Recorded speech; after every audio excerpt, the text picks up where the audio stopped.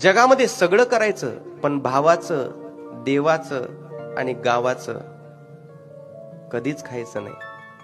इतिहास साक्षीदार आहे. ज्यानं भावाचं खाल्लंय, ज्यानं गावाचं खाल्लंय, ज्यानं देवाचं खाल्लंय, म्हणजे सोप्या भाषेत ज्यानं दुसऱ्याच्या हक्काचं ओढून खाल्लंय ना, इतिहासामध्ये ते जमा झालेत.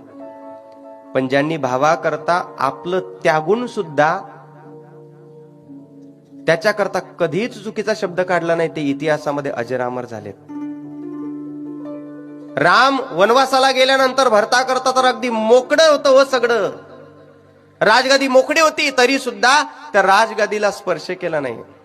नाही नाही, याचे मालक माझे बंधूच आहे, माझं ते माझं, भावाचंही ते माझं असं म्हणणारं कलियुग आहे. पण माझ्या दादाचं ते दादाचंच आहे. अरे माझं सर्वस्व सुद्धा माझ्या दादाचंच आहे, हे शिकवण फक्त देणारा एकमेव ग्रंथ म्हणजे रामकथा आहे, लक्षात ठेवा.